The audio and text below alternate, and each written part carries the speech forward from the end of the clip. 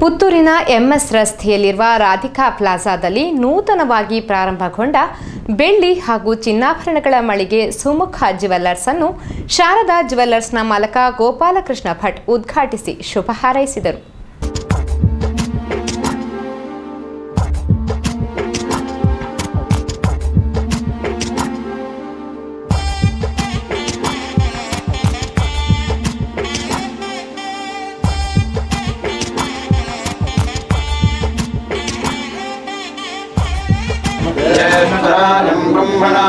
जातवेदसे सुनवानुसोमरादि यतो निदः दिवेदः सनः परिषदति दुर्गाणि विश्वानावेव सिन्धुन्दुरिदात्यग्निः तामग्निवन्नां तपसा ज्वलन्तीं वैरोचनीं कर्मफलेषु दुष्टां दुर्गां देवीं शरणं. ನಮ್ಮ ಸುಮುಖ ಜ್ಯುವೆಲ್ಲರ್ಸ್ ಸಂಸ್ಥೆ ಇವತ್ತಿಂದ ಪ್ರಾರಂಭಗೊಂಡಿದೆ. ಆದರೆ ಇದರಲ್ಲಿ ಗ್ರಾಹಕರಿಗೆ ಬೇಕಾದ ಎಲ್ಲ ನೆಕ್ಲೆಸ್ಗಳು ಅಥವಾ ಬೇರೆ ಉಂಗುರಗಳು ಯಾವುದೇ ಐಟಮ್ ಬೇಕಿದ್ದರೂ ಎಲ್ಲ ರಫ್ತು ಸಮಯದಲ್ಲಿ ಮಾಡಿ ಸಹ ಕೊಡಬಹುದು, ರೆಡಿ ಸಹ ಇದೆ. ಮತ್ತು ಯಾವುದಾದ್ರೂ ಜಾತಿ ಸ್ಟೋನುಗಳು ಬೇಕಿದ್ರೆ ಅದು ಸಹ ಇದೆ. ಮತ್ತು ಸಿಲ್ವರ್ ಬೆಳ್ಳಿ ಐಟಮ್ಗಳು, ದೇವರ ಸಾಮಗ್ರಿಗಳು ಏನಾದರೂ ಇರ್ಬೋದು, ಅಥವಾ ಬೇರೆ ಕಾಲ್ಚೀನುಗಳು, ಈ ಥರ ಬೇರೆ ಯಾವುದೇ ಅದು. ಮತ್ತು ಇದರಲ್ಲಿ ಈ ಸಂಸ್ಥೆಯಲ್ಲಿ 250 ಮತ್ತು 500 ರೂಪಾಯಿದ್ದು ತಿಂಗಳ ಮಾಸಿಕ ಕಂತು ಸಮೇತ ಇದೆ. ಹಾಗೆ ಎಲ್ಲರೂ ಸಹಕರಿಸಬೇಕು ಅಂತೇಳಿ.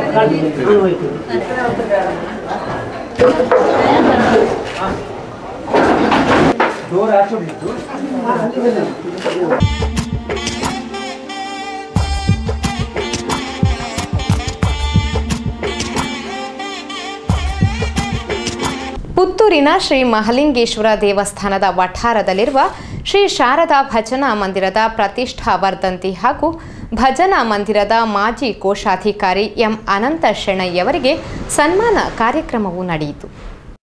ಕಾರ್ಯಕ್ರಮದ ಮೊದಲು ಪಿಕೆ ಗಣೇಶ್ ಮತ್ತು ಬಳಗದವರಿಂದ ಸ್ಯಾಕ್ಸೋಫೋನ್ ವಾದನ ನಡೆಯಿತು.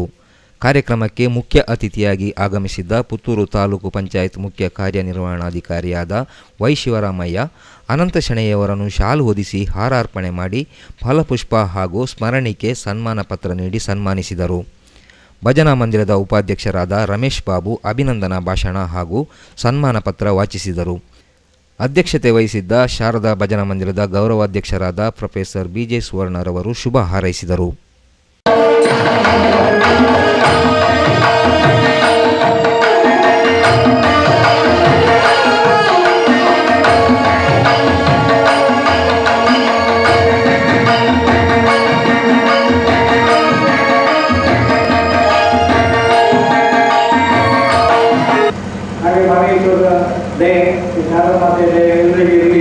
ಎಲ್ಲರಿಗೆ ಅಭಿವೃದ್ಧಿ ಮಾಡಿ ಅಂತ ಹೇಳಿ ಸರ್ವೇ ಜನ ಸುಖವಾಗಿ ಸರ್ವ ಸಂಗಾಲನೆ ಭವಂತು ಅಂತ ಹೇಳಿ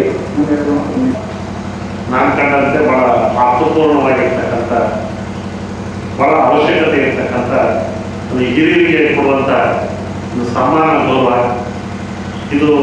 ಇಲ್ಲಿ ಎಲ್ಲ ಒಂದು ಹೃದಯ ತುಂಬಿ ಅವರಿಗೆ ಕೊಡುವಂಥ ಗೌರವ ಅಂತೇಳಿ ನಾನು ವೈಯಕ್ತಿಕವಾಗಿ ನಾನು ಭಾವಿಸ್ಕೊಂಡಿದ್ದೇನೆ. ಇದೀಗ ಜಾಹೀರಾತು. ನನ್ನ ಬಾಳಿನ ಅಮೂಲ್ಯಗಳಿಗೆ ಇದು. ನನ್ನ ಮುದ್ದಿನ ಮಗಳಿಗೆ ಒಳ್ಳೆ ಹುಡುಗನೇ ಸಿಕ್ಕಿದ್ದಾನೆ. ನನ್ನ ಇಷ್ಟು ದಿನದ ಶ್ರಮ ಈಗ ಸಾರ್ಥಕ. ಶಿವಣ್ಣ, ಮಗಳ ಮದುವೆ ಕನ್ಸ? ಮದುವೆಗೆ ಚಿನ್ನ ಕೊಡ್ತಾ ಇದ್ದೀರೋ ತಾಮ್ರನ? ಚಿನ್ನ ತಾಮ್ರನ? ಏನ್ ಶಿವಣ್ಣ ನೀವು ಹೇಳ್ತಿರೋದು? ನಾವು ಪಕ್ಕ 916 ಚಿನ್ನಾನೇ ತಗೊಳ್ಳೋದು. ಇದರಲ್ಲಿ BIS ಮಾರ್ಕೆಲ್ಲಿ BIS ಅಲ್ಲೇ ನೀವು ಮೋಸ ಹೋಗೋದು. 916 ಸಿಕ್ಕ ವ್ಯಾಪಾರಿಗಳು ಹಾಕೋದು. ಅವರು 18, 19 ಅಥವಾ 20 ಕ್ಯಾರೆಟ್ ಚಿನ್ನಕ್ಕೂ ಹಾಕ್ಬೋದು. ಅದನ್ನೇ ನೀವು 22 ಕ್ಯಾರೆಟ್ ಚಿನ್ನದ ಬೆಲೆ ಕೊಡ್ತೀರಾ. ಆದರೆ BIS ಭಾರತ ಸರ್ಕಾರ ಪ್ರತಿ ಆಭರಣದ ಪರಿಶುದ್ಧತೆಯನ್ನು ಪರೀಕ್ಷೆ ಮಾಡಿ ಹಾಕಿರೋ ಹೆಗ್ಗುರುತು. ನೆನಪಿಡಿ, BIS ಗುರುತು ಪರಿಶುದ್ಧತೆಯ ಚಿಹ್ನೆ. ಕಲ್ಯಾಣ್ ಜ್ಯುವೆಲ್ಲರ್ಸ್ ಬರೀ BIS ಚಿನ್ನದ ಮಾರಾಟಗಾರರು. ಕಲ್ಯಾಣ್ ಜ್ಯುವೆಲ್ಲರ್ಸ್ ಅಕ್ಟೋಬರ್ 2ರಿಂದ ಮಂಗಳೂರಿನಲ್ಲೂ, MG ರೋಡ್, ಮಂಗಳೂರು. ಮತ್ತೆ ಚಾನೆಲ್ 9 ನ್ಯೂಸ್ಗೆ ಸ್ವಾಗತ. ಕರ್ನಾಟಕ ಸರ್ಕಾರದ ತುಳು ಅಕಾಡೆಮಿ ಮತ್ತು ಪುತ್ತೂರಿನ ಸಂತ ಫಿಲೋಮಿನಾ ಕಾಲೇಜಿನ ಸಹಯೋಗದಲ್ಲಿ ಇದೇ ತಿಂಗಳ 9ರಂದು ಅಂತರ್ ಕಾಲೇಜು ತುಳು ಸಾಂಸ್ಕೃತಿಕ ಸ್ಪರ್ಧೆ ಗಗ್ಗರ 2011 ಆಯೋಜಿಸಲಾಗಿದೆ ಎಂದು ಕಾಲೇಜಿನ ಪ್ರಾಚಾರ್ಯರಾದ ಪ್ರೊಫೆಸರ್ ಲಿಯೋ ನೋರಾನ ಪತ್ರಿಕಾಗೋಷ್ಠಿಯಲ್ಲಿ ತಿಳಿಸಿದ್ದಾರೆ. ತುಳುನಾಡಿನ ಪರಂಪರೆ, ಭಾಷೆ, ಸಾಂಪ್ರದಾಯಿಕ ಆಚರಣೆಗಳನ್ನು ಉಳಿಸಿ ಬೆಳೆಸಿ ಪ್ರೋತ್ಸಾಹಿಸುವ ಉದ್ದೇಶದಿಂದ ಈ ಕಾರ್ಯಕ್ರಮವನ್ನು ಹಮ್ಮಿಕೊಳ್ಳಲಾಗಿದೆ. ಗಗ್ಗರ 2011 ಈ ತುಳು ಸಾಂಸ್ಕೃತಿಕ ಸ್ಪರ್ಧೆಯಲ್ಲಿ ಮಂಗಳೂರು ವಿಶ್ವವಿದ್ಯಾನಿಲಯದ ವ್ಯಾಪ್ತಿಯಲ್ಲಿ ಬರುವ ವಿವಿಧ ಕಾಲೇಜುಗಳಿಂದ ಸುಮಾರು 500ಕ್ಕೂ ಮಿಕ್ಕಿ ವಿದ್ಯಾರ್ಥಿಗಳು ಭಾಗವಹಿಸುವ ನಿರೀಕ್ಷೆ ಇದೆ. ಸಮೂಹ ಮತ್ತು ವೈಯಕ್ತಿಕ ಎಂಬ 2 ವಿಭಾಗಗಳಲ್ಲಿ ಸ್ಪರ್ಧೆ ಇದ್ದು, ಸಮೂಹ ಸ್ಪರ್ಧೆಯಲ್ಲಿ ಪಾಡ್ದನ, ತುಳು ಜಾನಪದ ನೃತ್ಯ ಮತ್ತು ತುಳು ಜಾನಪದ ಸಂಸ್ಕೃತಿಗೆ ಸಂಬಂಧಿಸಿದ ಪ್ರಹಸನ ಹಾಗೂ ವೈಯಕ್ತಿಕ ಸ್ಪರ್ಧೆಯಲ್ಲಿ ರಂಗೋಲಿ, ಮದರಂಗಿ ಮತ್ತು ಹೂಜೋಡಣೆ ಸ್ಪರ್ಧೆ ಇರುತ್ತದೆ ಎಂದರು. ಪತ್ರಿಕಾಗೋಷ್ಠಿಯಲ್ಲಿ ಕರ್ನಾಟಕ ತುಳು ಸಾಹಿತ್ಯ ಅಕಾಡೆಮಿಯ ರಿಜಿಸ್ಟ್ರಾರ್ ಆದ ಶ್ರೀ ಬಿ ಚಂದ್ರಹಾಸ ರೈ, ಕಾರ್ಯಕ್ರಮದ ಸಂಘಟನಾ ಕಾರ್ಯದರ್ಶಿ ಶ್ರೀಮತಿ ಭಾರತಿ ರೈ, ಸಾರ್ವಜನಿಕ ಸಂಪರ್ಕಾಧಿಕಾರಿ ಪ್ರೊಫೆಸರ್ ವಿಜಯಕುಮಾರ್ ಮೊಳೆಯಾರ್ ಉಪಸ್ಥಿತರಿದ್ದರು. ಸರ್ಕಾರದ ತುಳು ಸಾಹಿತ್ಯ ಅಕಾಡೆಮಿ ಮತ್ತು ಪುತ್ತೂರಿನ ಸಂತ ಫಿಲೋಮಿನಾ ಕಾಲೇಜಿನ ಸಹಯೋಗದಲ್ಲಿ ದಿನಾಂಕ 9 ಸೆಪ್ಟೆಂಬರ್ 2011 ಅಂತರ್ ಕಾಲೇಜು ತುಳು ಸಾಂಸ್ಕೃತಿಕ ಸ್ಪರ್ಧೆ ಗಗ್ಗರ 2011 ಆಯೋಜಿಸಲಾಗಿದೆ.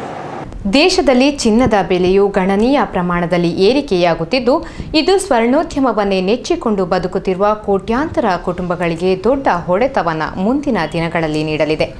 ಜಾಗತಿಕ ಮಟ್ಟದಲ್ಲಿ ಆರ್ಥಿಕ ಹಿಂಜರಿತ ಉಂಟಾದ ಪರಿಣಾಮ ಷೇರುದಾರರು ಚಿನ್ನಕ್ಕೆ ತನ್ನ ಬಂಡವಾಳವನ್ನು ವಿನಿಯೋಗಿಸುವುದರ ಪರಿಣಾಮ ಚಿನ್ನದ ಬೆಲೆಯು ಗಗನಕ್ಕೇರಿದ್ದು, ಚಿನ್ನದ ಬಳಕೆಯ ಪ್ರಮಾಣ ಕುಸಿಯಲಿರುವ ಹಿನ್ನೆಲೆಯಲ್ಲಿ ಈ ಕುಟುಂಬಗಳು ಸಂಕಟ ಪಡಬೇಕಾದ ಪರಿಸ್ಥಿತಿ ನಿರ್ಮಾಣಗೊಳ್ಳುವುದರಲ್ಲಿ ಯಾವುದೇ ಸಂಶಯವೂ ಇಲ್ಲವಾಗಿದೆ.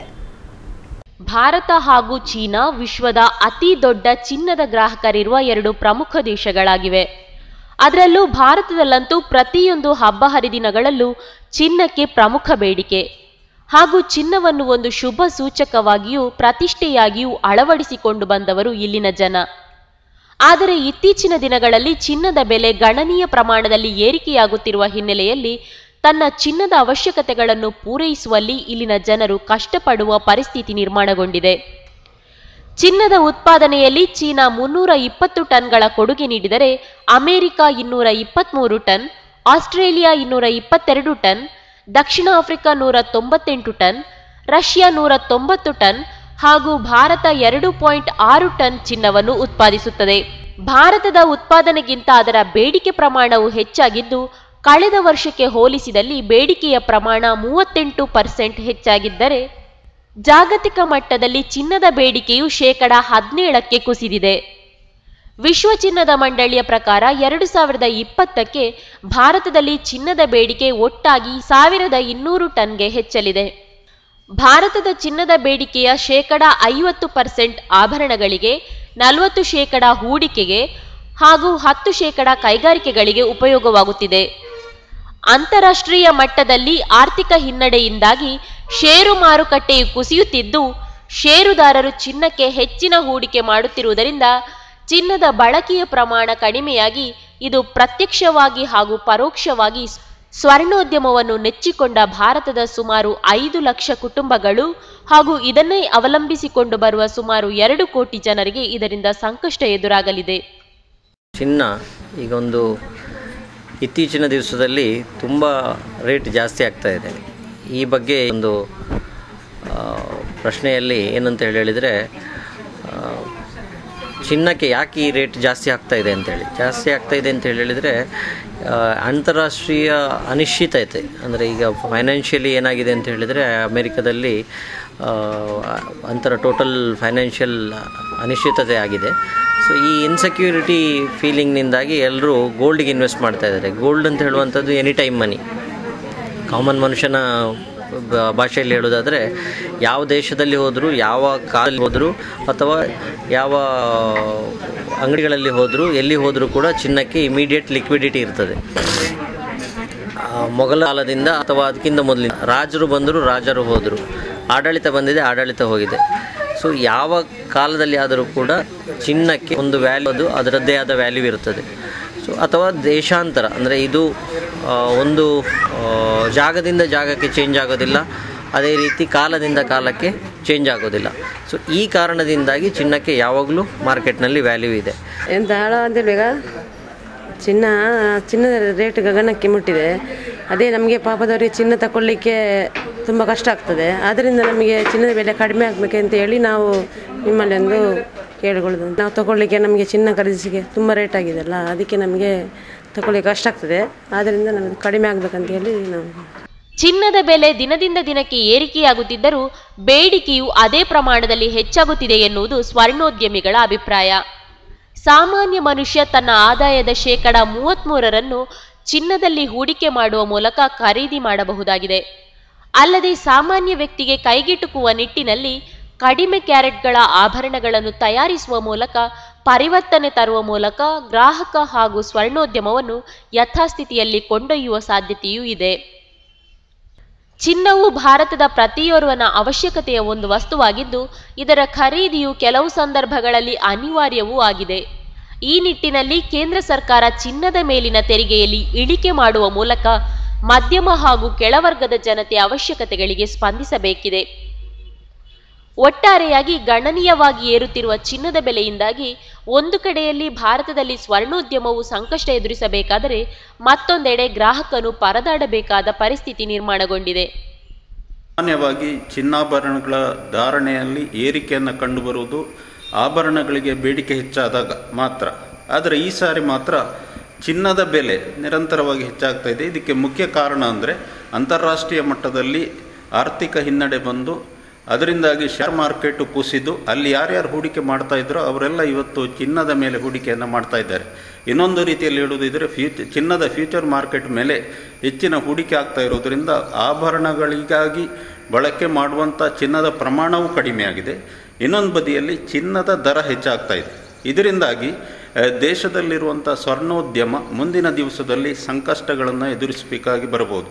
ಇದಕ್ಕೆ ಮೂಲ ಕಾರಣ ಅಂತ ಹೇಳಿದರೆ ಚಿನ್ನವನ್ನು ಕೊಂಡುಕೊಳ್ಳುವವರು, ಚಿನ್ನಾಭರಣಗಳನ್ನು ಕೊಂಡುಕೊಳ್ಳುವವರ ಸಂಖ್ಯೆ ದಿನದಿಂದ ದಿನಕ್ಕೆ ಕಡಿಮೆ ಆಗ್ತಾ ಹೋಗ್ಬೋದು. ಯಾಕಂದರೆ ದರ ಹೆಚ್ಚಾದಾಗೆ ಕೊಂಡುಕೊಳ್ಳುವ ಶಕ್ತಿ ಕಡಿಮೆ ಆದ ಕಾರಣ ಅದು ಕಡಿಮೆ ಆಗ್ತಾ ಹೋಗ್ಬೋದು.